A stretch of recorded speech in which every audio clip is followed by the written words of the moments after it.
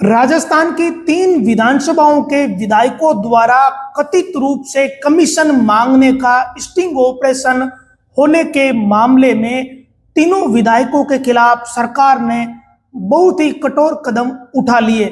सबसे पहला सरकार ने कदम ये उठाया कि तीनों विधायकों के विधायक फंड को रोक दिया। विधायक कोष का जो उनका अकाउंट है उसे फ्रीज कर दिया। दूसरा कदम यह उठाया गया कि विधानसभा की सदाचार समिति अब इस मामले की जांच करेगी और अगर सदाचार समिति ने यह आरोप सही पाए तो तीनों विधायकों के सामने बहुत बड़ा संकट खड़ा हो जाएगा। तीसरा कदम यह उठाया गया कि सरकार ने एक कमेटी बना दी है और यह कमेटी इस मामले की जांच करेगी। चौथा कदम कांग्रेस व बीजेपी दोनों ने उठाया। दोनों ही पार्टियों ने अपने अपने विधायकों को नोटिस जारी कर दिए हैं। सबसे ज्यादा संकट खींवसर के विधायक रेवंतराम डांगा के सामने खड़ा होता नजर आ रहा है, क्योंकि विधायक रेवंतराम डांगा के सामने हनुमान बेनीवाल खड़े हैं और वो इस मामले में बयान देना शुरू कर चुके हैं। ऐसा लगता है कि हनुमान बेनीवाल इस मामले में अब कोई ना कोई बयान देंगे और सरकार पर प्रेशर बनाने की भरपूर कोशिश करेंगे। और जो राजनेता होते हैं वो विरोधी के खिलाफ ऐसा कदम उठाते हैं।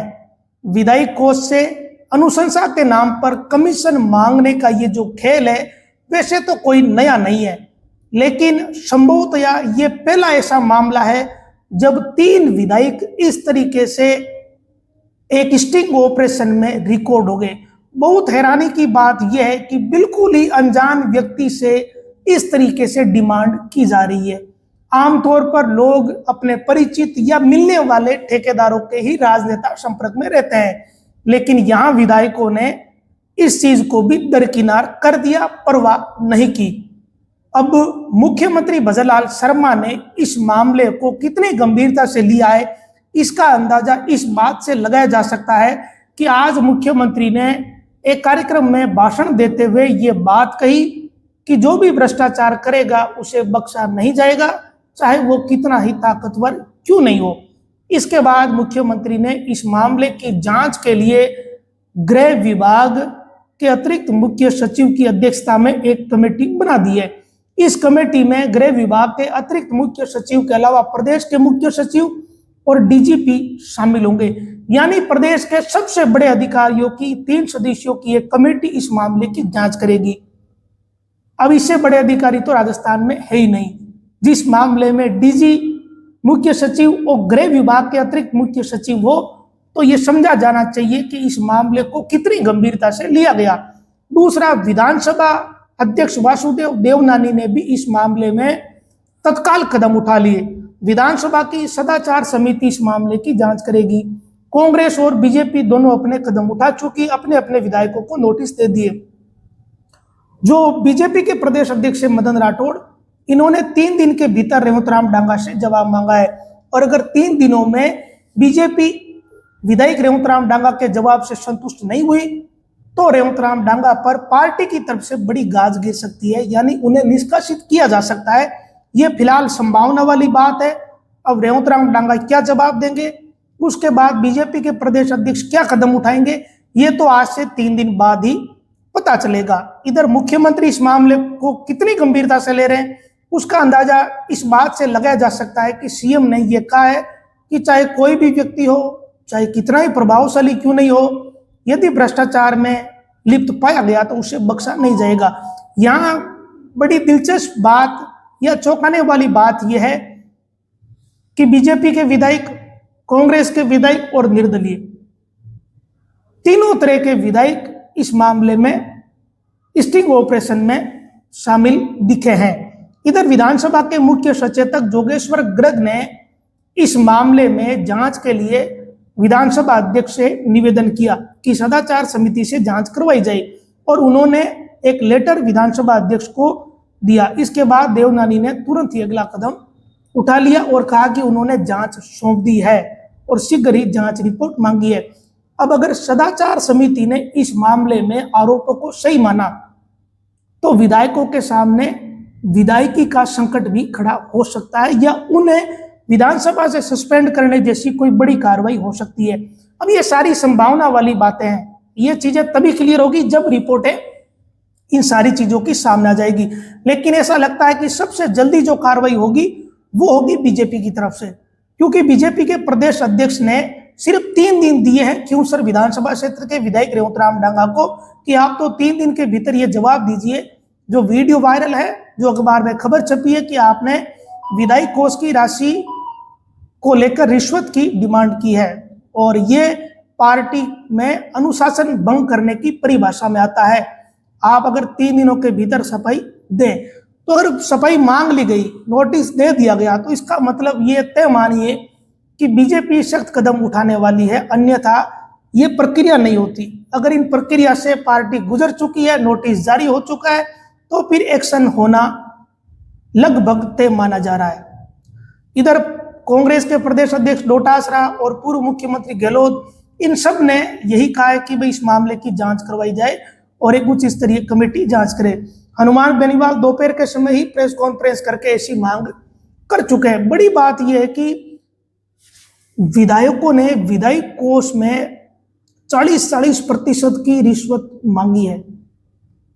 100 रुपए में से अगर 40 रुपए संबंधित एजेंसी, फर्म या ठेकेदार अगर विधायक को दे देगा या अगर दे देता, तो फिर पीछे 60 रुपए ही बचते। तो ऐसा तो कतई संभव नहीं है कि वो 60 रुपए ठेकेदार सारा का सारा काम में लगा देता, 20-30 रुपए तो वो भी कमाता, तो पीछे मुश्किल से 30 रुपए बचते। अब उस 30 रुपए में वो क्या काम होता। और बड़ी हैरानी की बात है, जो टांकला की दरी 2000-2500 रुपए के आसपास आ जाती है, उस दरी की दरें 25-25 हजार तक। तो कितनी बड़ी रिश्वत चल रही है, आप इसका अंदाजा लगाइए कि रिश्वत का ये जो खेल है वो कितना व्यापक है, कितना बड़ा है। केवल विधायक कोष से ही इतनी गड़बड़ियां की जा रही है, जबकि सरकार में बजट के बहुत सारे ढांचे हैं। ऐसा भी नहीं है कि विधायकों के पास केवल विधायक कोष की ही ताकत होती, और भी ढेर सारे ऑप्शन विधायकों के पास रहते हैं। अब इस मामले में विधायक कितने शामिल है, कितने शामिल नहीं है, ये सारी चीजें उस अखबार की जो स्टिंग ऑपरेशन है उसके हवाले से अगर समझा जाए, तो अखबार बिना तथ्य, बिना साक्ष्य तो कतई इतनी बड़ी खबर प्रकाशित नहीं करता। लेकिन फिर भी एक उच्च स्तरीय जांच का इंतजार करना चाहिए, ताकि दूध का दूध और पानी का पानी हो जाए। क्योंकि तीनों ही विधायकों ने अपनी प्रतिक्रिया दे दी है और तीनों विधायक इसे षड्यंत्र बता रहे हैं। तो षड्यंत्र किसने रचा ये कोई नहीं बता रहा, और किस तरीके का षड्यंत्र है ये भी नहीं बताया जा रहा। बस ये कहा जा रहा है कि उनके खिलाफ राजनीतिक षड्यंत्र है। षड्यंत्र है या नहीं है, या ये रिश्वतखोरी का मामला है, शुद्ध रूप से ये आधिकारिक रूप से तभी क्लियर हो पाएगा जब जांच पूरी हो जाएगी। ऐसा लगता है कि विधानसभा की सदाचार समिति भी इस मामले में लंबा इंतजार नहीं करेगी, जल्दी जांच करवाएगी। और बीजेपी ने तो 3 दिन में जवाब मांग लिया, और कांग्रेस भी इस मामले में ज्यादा लापरवाही करती हुई नहीं दिखेगी। क्योंकि अगर बीजेपी ने जल्दी एक्शन ले लिया तो ठीक रहा, कांग्रेस पर फूटेगा कि आप लोग कार्रवाई नहीं कर रहे हो। और बीजेपी मैसेज देने के मामले में बाकी विधायकों को संदेश चला जाए, इस मामले में बीजेपी का कोई मुकाबला नहीं है। दूसरी पार्टियां दूर दूर तक नहीं ठहरती संदेश देने के मामले में। अब एक तरीके से इन तीनों विधायकों पर कई तरह की तलवारें लटक गई है, कई तरह की जांचें। एक तो डीजी, मुख्य सचिव और गृह विभाग के अतिरिक्त मुख्य सचिव ये जांच कर रहे हैं, एक कमेटी बन गई। विधानसभा की सदाचार समिति जांच कर रही है। इधर बीजेपी अपने स्तर पर नोटिस दे चुकी है, कांग्रेस भी नोटिस दे चुकी है। और इन सारी चीजों के बीच अगर जांच में आरोप सही पाए गए तो उसके बाद अगला कदम क्या होगा, ये भी एक देखने वाली बात रहेगी कि क्या अगले कदम में विधायकों के खिलाफ मुकदमे हो जाएंगे। हो सकता है, ये सारी चीजें संभावनाएं हैं। एक तरीके से कह सकते हैं कि विधायक कोष के मामले में जो स्टिंग हुआ है, उस स्टिंग ने इन तीनों विधायकों के सामने बहुत बड़ा कानूनी संकट खड़ा कर दिया है। ये कानूनी पचड़े में पड़ते हुए अब दिख रहे हैं। इस मामले में कोई ज्यादा गुंजाइश नहीं बची है कि अब इनका कहीं कोई बचाव होगा। शुरुआत में या एक मैसेज तो कम से कम दोनों ही पार्टियों को देना ही पड़ेगा। बीजेपी अपने स्तर पर एक्शन लेगी तो पार्टी से निष्कासित कर सकती है, कांग्रेस अपने स्तर पर एक्शन लेगी तो वो अपनी पार्टी से विधायक को निष्कासित कर सकते हैं।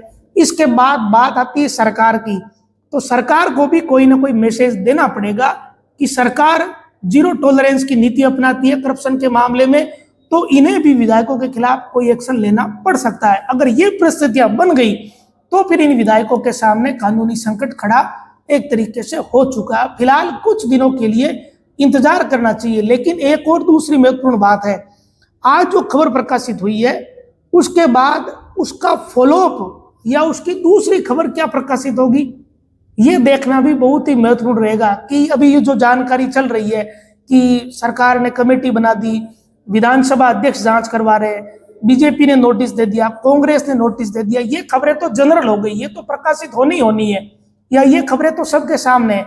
लेकिन अखबार ने जो स्टिंग किया दैनिक भास्कर ने, वो स्टिंग के बाद अगली खबर क्या देंगे, उनके पास क्या कोई और तथ्य हैं, या और वो क्या किसी और को लेकर भी कुछ खुलासा कर सकते हैं। अब ये सारी चीजें तभी पता चलेगी जब कल सुबह का समय आएगा। लेकिन अपने आप में एक बहुत बड़ा स्टिंग ऑपरेशन है, ये कह सकते हैं, और ऐसा लगता है कि बहुत मेहनत करी गई इस स्टिंग ऑपरेशन में।